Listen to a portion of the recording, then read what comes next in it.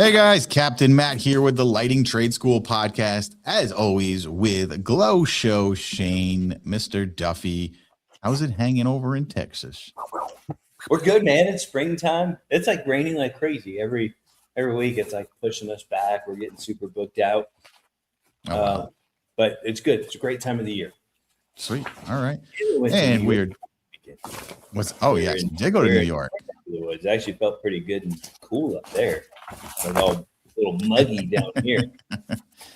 Yeah, if I wasn't, bedridden from my foot surgery, I would have definitely tried to sneak a couple hours with the Glow Daddy. But next time. And then we're joined by the Illuminator himself, Mr. Nate Mullen. Nice orange shirt. He's dropping change. This guy just got money everywhere. I can hear money just dropping out of his pockets as he's trying to set up. How you doing, Nate? Pretty good, guys. It's been a while since I've been on the podcast, so it's good to see you guys. Yeah, absolutely. Likewise.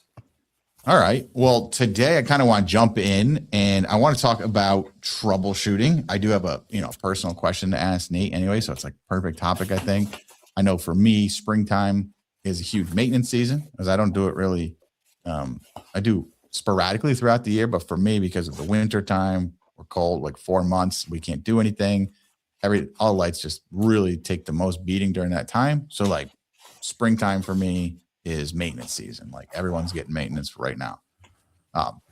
So I have a few things that I wanted to ask Nate. So we have a client, he's been headlights probably 4 or 5 years. He's got this one blueberry patch. A couple years ago, it was an issue. So we put that blueberry patch on its own power driver. And it's been installed for about 2 years now. And he just emailed me the other day saying that the blueberry patch was blinking, which I know you've said, and basically if you're not familiar, guys, like when I say blinking, it's almost like they come on for a second, they go off for a second. Come on for a second, they go off for a second. It's kind of like a look at me. Now, Nate, you told me that's called hiccup mode. So before I get into my specific question, what is hiccup mode? Well, so we use, conventional wisdom out there, if you will. People use AC magnetic transformers to drive an LED light bulb. So we use a DC power driver, which is specifically made for LEDs. And I don't know if you want me to get into this, why we choose an LED driver to an AC magnetic transformer. If you want me to get into that, maybe just say I know. Share the wisdom. Let's just say it's better for the light bulb, and we definitely have a lot of podcasts about that. Okay, so we don't need to get into that. So the power driver has self-protection modes in it. So there's a lot of things that can go on, right? So when you have a slight overload, like possibly it could be driven by temperature. Everything electrical is driven by temperature rises and stuff, and obviously freezing temperatures can affect things too.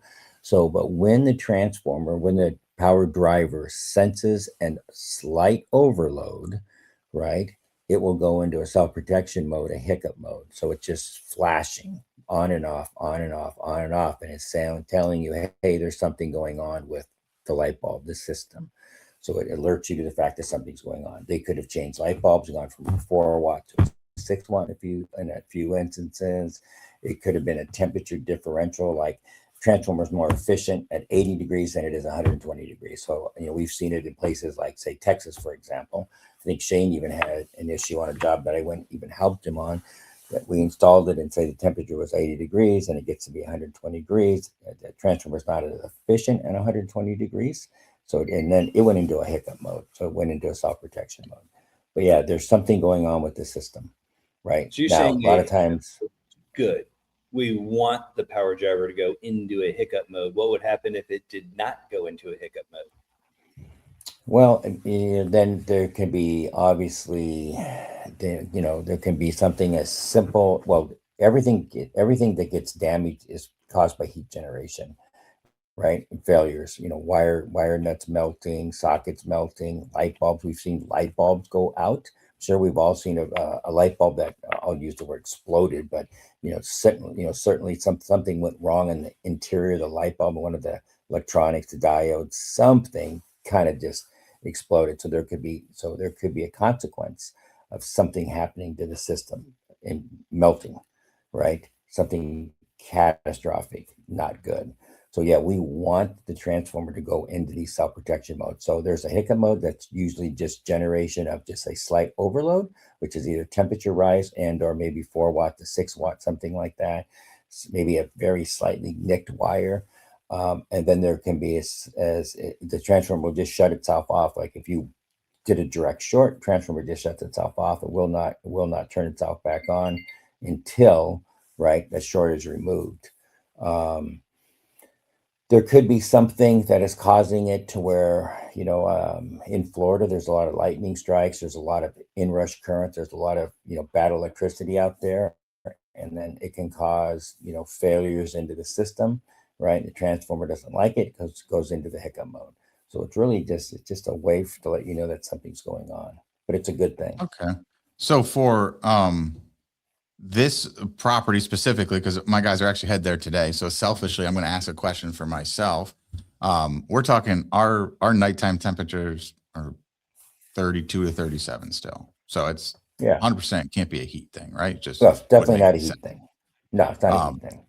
Been up there for 2 years. We did a maintenance a few weeks ago, maybe 3 weeks ago. Everything's working fine. But the odd thing is the client says they are on steady for about an hour, and then they go. He doesn't call it hiccup mode, but and then they kick into hiccup mode. I actually asked them to turn them on right now. Well, this morning, so that they're on all day. By the time the guys get there, hopefully it's in hiccup mode, so that we can arrive and recreate the situation. So with that happening, when you hear me say that, what is like your first? Is there any aha? I bet you you should check this first. Well, yeah. So the first thing when you troubleshoot, the very first thing you typically do when it comes to a power issue is you use, you amp probe everything. You have to determine what's happening today with amperage, because amperage is the key to everything, right? So you need to know what the amperages are today versus yesterday. So hopefully that you look and you can go, hey, it used to be 1 amp 2 years ago, and now it's 1.5 amps. Sorry, right? what is that noise? That is driving me nuts. Nate, are you tapping something? Oh, I did. I went like this. He's a tippity tapper. I went like this. I did, and I guess it's my ring hitting my desk. But Sorry. yeah, so I thought the way you were laughing, I thought you were going to go, fuck, I never amp probe. So, that's a different conversation. We're at training and Shane said, what is this, guys? This looks like a cool tool. Right. What is this thing with the little jaws on it? Is this a lobster? I remember when I found out that there was actually a DC version, and Nate wasn't as efficient as I thought, because he used to think he was 0. Right. But anyway, so amperage is the key, right? So if you have just say you had 120 watt, right, power supply, right? Well, 120 divided, divide that, right, by the voltage, 120 divided by 20 would be 1 amp. That would mean you can't be more than 80% of 1 amp. So that power driver should never see more than 0.8. Right. So amp probe is going to tell you if you're at 1 or 0.89 or 0.85, something slightly over, well, that's why it's going into hiccup mode. Right. So that's just a really easy thing to do, is utilize the amp probe. So okay, let's say the amp probe shows a 1, instead of 0.8, and it's taking it an hour and 20 minutes to start in the hiccup mode. Let's say we see that. Now we know the lights are only 4 watts. They haven't changed, because this client 1000% is not changing light bulbs. What do I say? Guys, I want you to check this first, because we're obviously spiking. We weren't spiking. Now we are, obviously, right? It worked for 2 years. So there could have been something going on. Everything, it gets old, right? Your refrigerator motor gets old. Things get old and die, and they run down. Computers get slow. They get bogged up, right? So things affect the efficiency of something. So it could have been borderline for a long time, right? But it brand new power driver is going to be stronger than 2 years later. So it just could be wearing out, and it just takes it now to go into the hiccup mode. Okay. There could have been a lot of inrush current spikes in that area over years and years and years, because there's a lot of dirty electricity in the United States, and there's inrush current, lightning strikes, a lot of things impede the efficiency of something. So now it's getting into hiccup mode for a reason. Is it catastrophic? Is it an amperage thing? Whatever it is.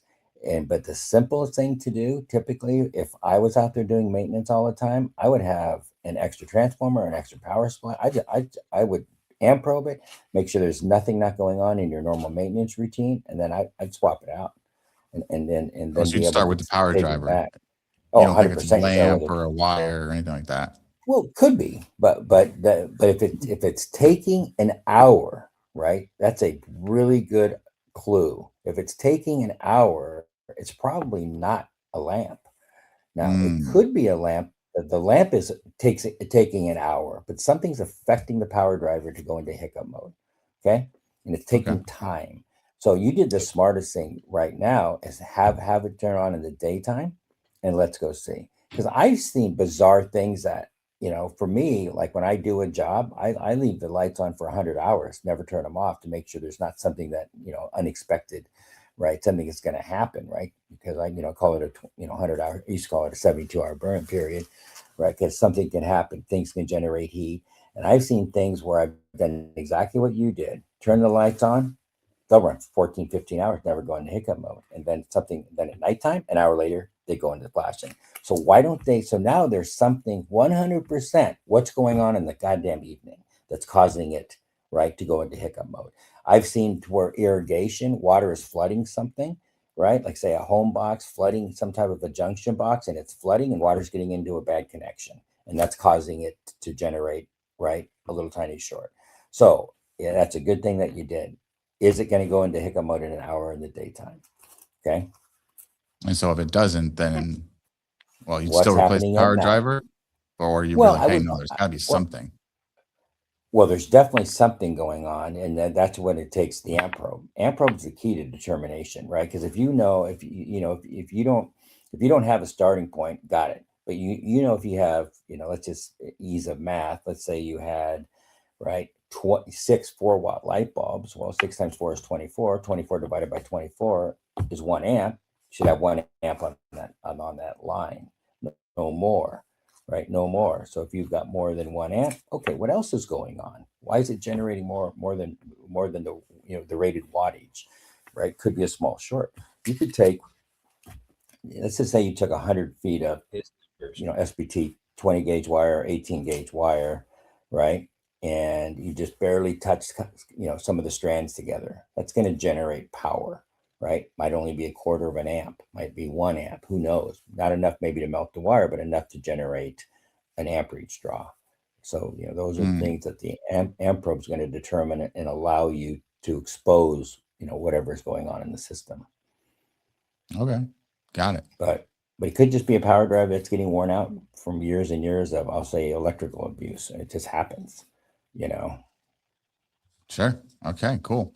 We will check that out and see what happens. Appreciate that. Shane, have you had any maintenance where maybe Gavin or somebody called you and didn't really know what to start with, and you're kind of like, oh man, always do this first? So yes, I mean, I guess you kind of learn that from experience, right? You have to take everything apart and kind of start one by one and start ruling stuff out, right? First, is it the outlet? Is the outlet working perfectly fine? What is the voltage at the outlet? And then next is, if there's 3 leads, right? We take off each 3 lead and put them back on one by one. Where is there a problem in that? If all the leads, right, one by one don't work, okay, well then it's probably the power supply. Let's try a new power supply. And then when you find out which lead is given the problem, well, you just kind of go light by light. So it's just a process Methodical, that you go through to eliminate everything. Right. Well, yeah, let me interrupt you real quick so we don't lose sight of what the first thing you said, because that is so inherently important. What is the voltage? What's happening at the outlet? What is the voltage? Right? Everything is dependent upon incoming voltage. So typically, right, in the United States, we got nominal voltage anywhere. Typically, it should be no lower than 115, no higher than 130. That's the range. I have seen so many times that you go out and you check the outlet, there could be 80 volts there, 90 volts. Something's going on, right? So the lower the voltage, right, that increases, right, the amperage of the system. So you could have had, one part of the critical 3, critical 4 is, hey, what's your amperage on the primary, what's your amperage on the secondary, what's your voltage at connections, and what's your incoming voltage at the power outlet. So if it's critical that hey, when I installed this power driver, it was 122 volts. Now it could be 112 volts for whatever reasons. Tons of reasons why you could have low voltage. Well, now the lower the voltage, that's going to immediately impact the efficiency of the system. And because higher the voltage, more efficient. Lower the voltage, less efficient. I would add, if you're new out there and you're listening and you're having troubles with maintenance, the number one tool, right, you need is a voltmeter. I would say it's probably impossible to maintenance or problem shoot efficiently without a voltmeter. No, 100%. Totally agree with that. Absolutely. Well, you have to have both. You have to have voltmeter and amp probe. You have to have both. You have to have both. You cannot do a lighting job without a voltmeter and amp probe, because you can't diagnose the system. You can't determine the health of the system when it goes in.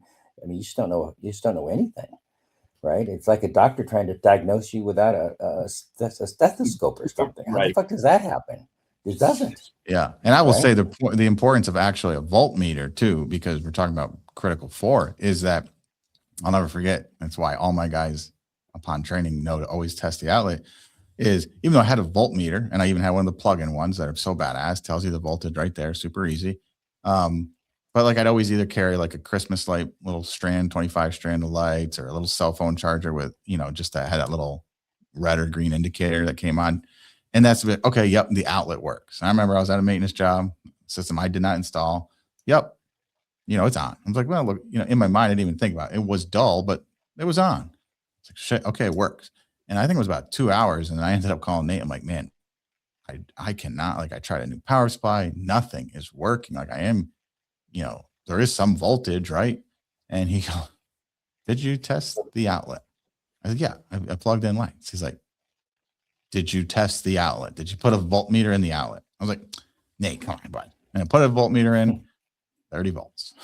It's like 2 hours of troubleshooting would have been 30 seconds. It was a trip GFI in the garage. But yes, voltmeters, super, super important. Amp probes obviously are too. But yeah, voltmeters can save you hours.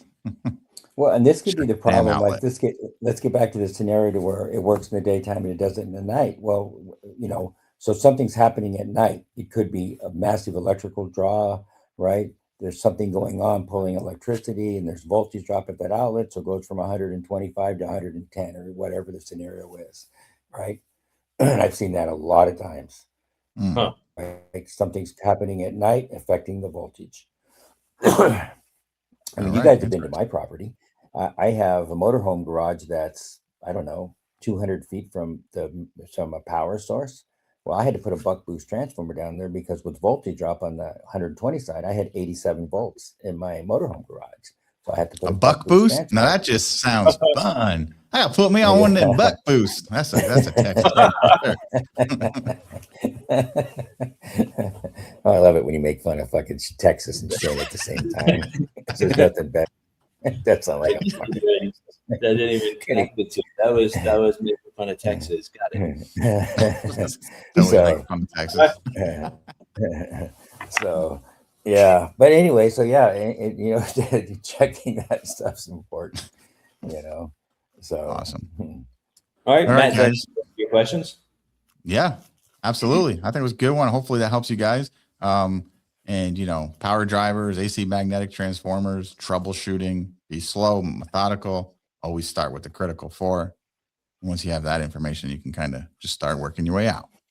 So the other thing, just one other quick thing, Matt, real quick. The other thing is getting back to inrush current. So if you sit there, especially with LED light bulbs, okay, they're very quick. Let me pause you real quick.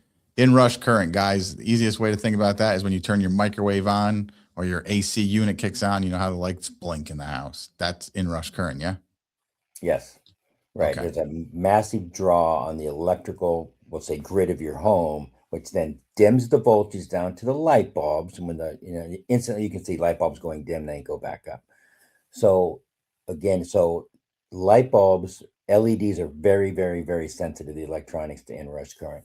So let's just pretend that the homeowner's going out there just messing around with it, or something's going on. He's turning the system on and off, on and off, on and off, on and off, on and off, on and off, right? And that inrush current is just pecking at the light bulb, and it can damage light bulbs, which then maybe affects, right, the light bulb, the energy draw, affects the transformer, right? And it just starts ruining things. So inrush current ruins electronics.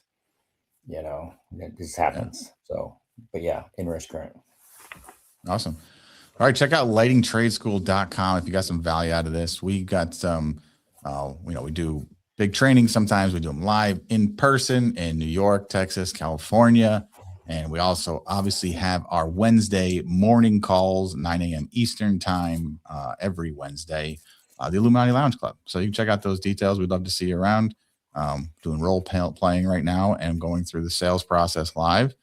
Everyone's on the call going through what they're doing, and everyone's just leveling up. Iron sharpens iron. I would love to see you all there.